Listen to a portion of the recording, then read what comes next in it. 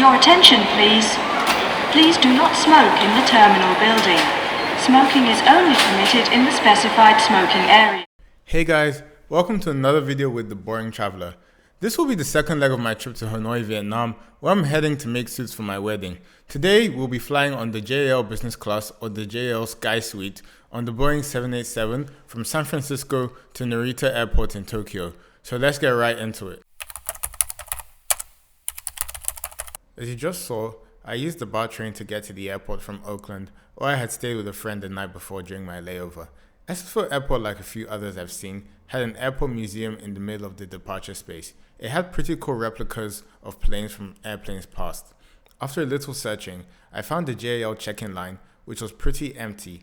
I had a slight issue because they told me there was a cosmetic issue with my seat, but the flight was fully booked, so they couldn't move me. Maybe it's a Japanese thing, but literally I couldn't tell what the issue was with my seat once I got to the plane, but more on that later.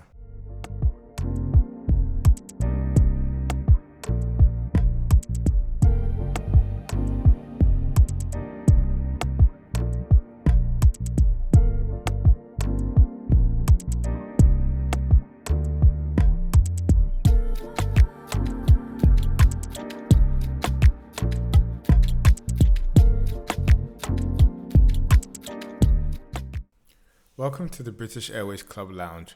So British Airways allowed JAL to use their lounge because they're partners in the One World Alliance, and at SFO it seems that JAL no longer has a lounge here.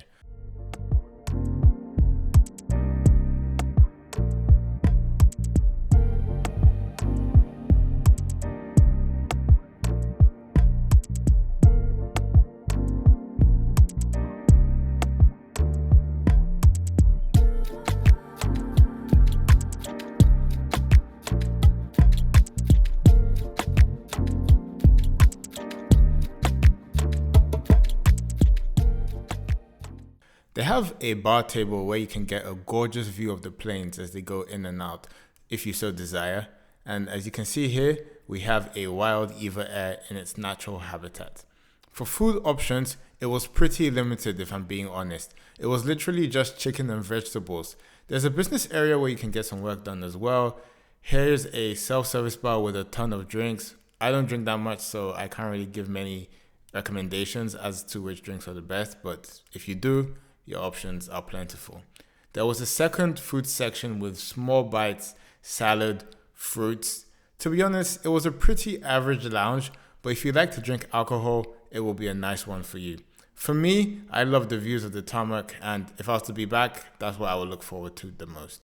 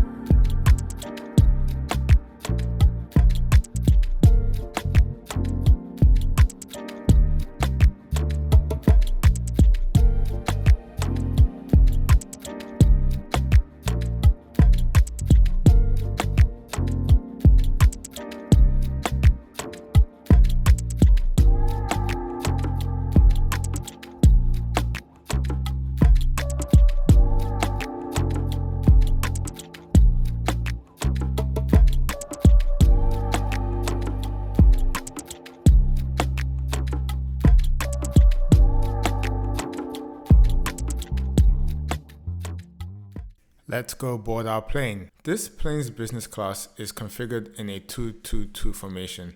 The window seats A and K are the most desirable as you will have direct aisle access, a completely private space, and the window view. Unfortunately, when I booked, I could only find space in 1C, but it is what it is. So as you can see here, they have one lavatory at the top and another two at the back of the business class. So as you can see here, these are the two middle seats. If you're traveling as a couple, these seats of course will be most desirable. Not the best and able to talk to your partner, but they will do. This was my seat, 1C. As you can see, it's a pretty long seat. It's like the opposite of ANA's business class, which is just a very wide seat. There's almost too much legroom going forward, which is a good thing. The TV screen is huge, and I really do like the details of the color on JAL seats as well.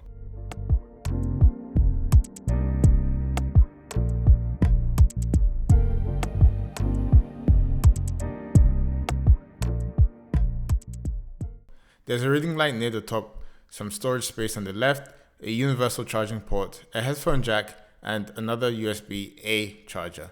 Lots of options on the seat control too.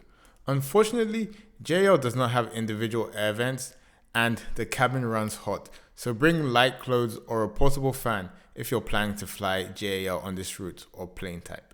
As I mentioned before, there is a lot of legroom on this seat, so when you extend to lie down, you're not going to have any problems no matter how tall you are, unless you're like 7 foot or something, but for the most part, it's going to be very comfortable.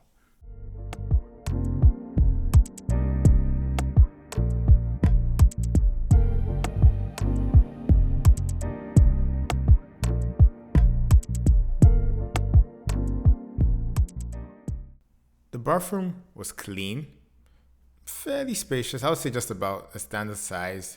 There was no window, which I do like to see as a touch in some toilets, but no problem here.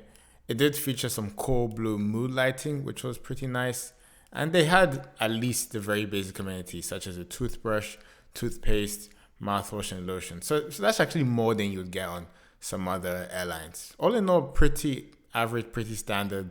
I'm happy with the amenities, so this is more or less what I would expect on a business class bathroom. So let's get into the amenities review.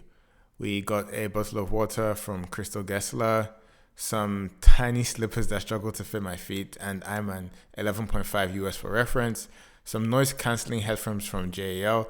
They were pretty average in my opinion, but again, they're not from JBL or Bose, so don't expect anything crazy. The amenity kit was actually quite unique. It came with a phone holder, never seen that before, an eye mask, earplugs, toothbrush, pocket tissues, and they also gave us a facial steamer on the sides, which was pretty interesting. It's like these warm tea bags you put in your eyes. It was pretty cool all around. I would really give them a plus in this amenity kit. So let's get to the food service. It started with orange juice at the very start of the flight. As you can see here, the tray table extends from the side, and though it's not the largest I've ever seen, we're not in a house where I need a living room table, so this is more than big enough for my needs. The menu had extensive options for alcohol, and I had heard that JAL offers some very fancy champagnes, so I opted to try one of them that they had available. It was served with olives and mixed nuts, a business class usual. A cool thing about flying JAL is that they service an international cuisine and a Japanese cuisine, so I took the chance to try something new. I won't say that I loved everything about this meal, but I'm very happy I got to try something authentically Japanese. They provided all the menus online, so you're able to take a look at them on the website before you board your flight. And of course, you can also pre-order your meal just before you board.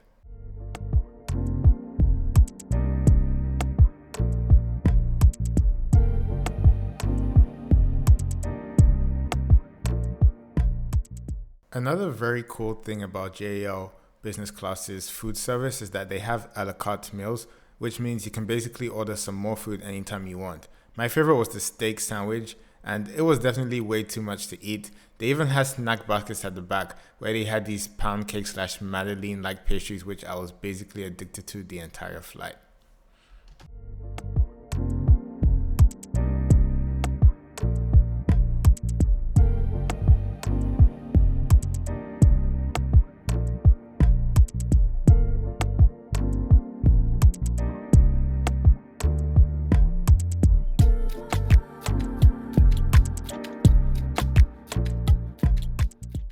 In terms of the sleep and the entertainment options, the bed was very spacious, but as I mentioned previously, the heat in the cabin made using the blankets a bit untenable, and it made it a little hard for me to fall asleep. The entertainment system is controlled by this iPhone 3G looking device, and I watched The Killers of the Flower Moon and Aquaman while I was on the flight. But to be honest, the movie selection is a little light.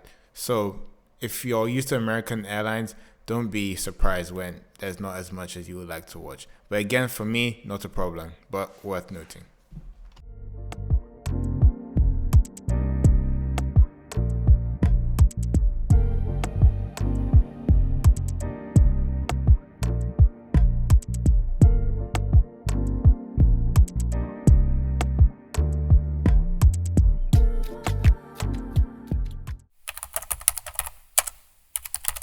Finally, we arrive at NRT.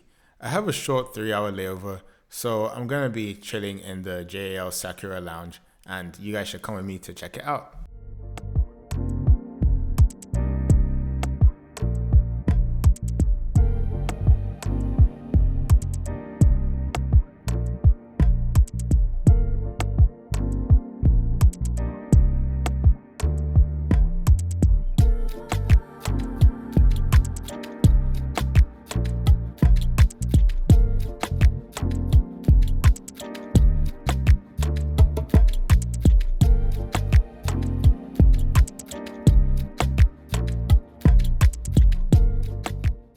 So welcome to the JAL Sakura Lounge. And actually, as you can see, there's a first class and a Sakura Lounge. So one is for business, one is for first class passengers. And as you can see here, it seems like JAL have been rated a 5-star airline. We'll see what my verdict on that is at the end of the video, but it's been good so far. Let's just say that. Huge automatic doors, as you can see, a very large lounge space, very spacious. I really like the airy design. It really invites you in, I would say, actually. So let's get into the actual view of the Sakura Lounge. It's quite big. There are 2 levels. The upper level has a food court with some lounging space. And then at the bottom level, there's even more lounging areas with some other food to eat, but it's not as extensive as what we have in the food court. There was tons of space to sit, and it was a little crowded, which I guess, business class lounges can get crowded, especially in the food courts. But the size of the lounge made it easy to find some privacy. There's also a business center, showers, a massage chair section, which I spent an age in, and gorgeous views of planes landing and taking off. Please put in the comments which planes you guys can identify. But for now, I'll just let you guys enjoy the show.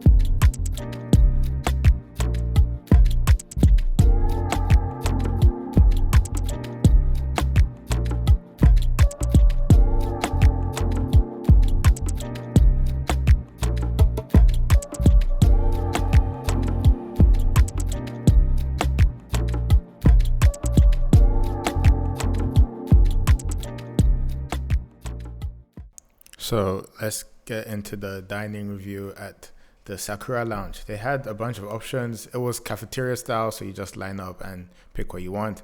I got some beef, some fish and chips, and some soup. Honestly, you never get fish and chips in Japan. That's my mistake. Then I just came here to relax at the massage chair. I love massage chairs. I love massages in general.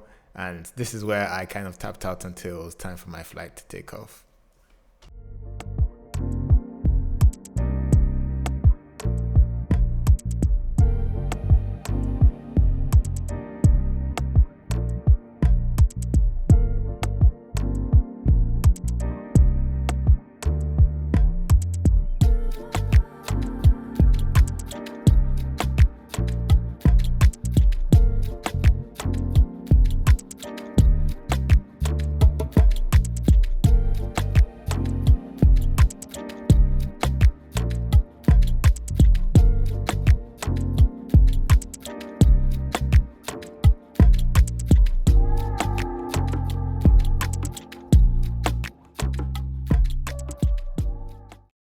So to conclude on the Sakura Lounge experience, again, a lot of space, showers, massage chairs, lots of food options.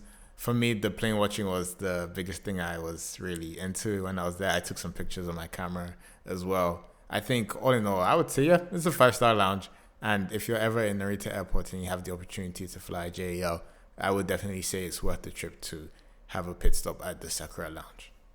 So overall, in conclusion, it was really a good, enjoyable flight. I would definitely take JAL, but next time I would definitely prioritize the new A350. The 787 is older, but it still holds up, so I would definitely try the newer product the next time I fly JAL. Overall, I enjoyed the fact that the seat was long. There was lots of legroom, although there was little privacy. If you can get the A or K seats, then that would kind of alleviate that issue. Again, lots of storage space. But again, if you're already prone to hot cabins, I would say you should be careful about it because it can get quite hot. So for the food, a la carte was just perfect. I could just get as much food as I wanted, so that was really nice. The Japanese and the international cuisine options was also a very nice touch. So again, make sure you pre-order before you fly on your JAL business class flight. The service, the crew was very attentive. They would bring me my a la carte meals and I wanted them. It was a very nice crew to interact with. And again, even once I got there, they were proactive on the seat issues, even though it wasn't a big deal. They actually were looking into it for me. And they would have moved me if they could, but they couldn't because it was fully booked. In terms of the entertainment, again, not that many options. The control of the in-flight system was very primitive, but the Sakura Lounge was very impressive. Even though the BA Lounge was average, I understand that's not their lounge. They don't have one in SFO. So again, the BA Lounge may actually be good to you if you love alcohol. So that one is kind of to you. And the amenity kit I was found was very impressive. So that's kind of my overall review. Again, please take these ratings as completely arbitrary. I don't think I'm even consistent with them on video to video. So it just kind of like how I feel, I just put whatever. So that would just be my message to you on that. I booked this flight using 85K Alaska miles as part of my trip from Washington, D.C. to Hanoi. Come again soon to see my final leg of the trip to Hanoi from Narita. And I'm going to put a link to my D.C. to San Francisco video on Alaska Airlines First Class. And I'll see you guys on the next one.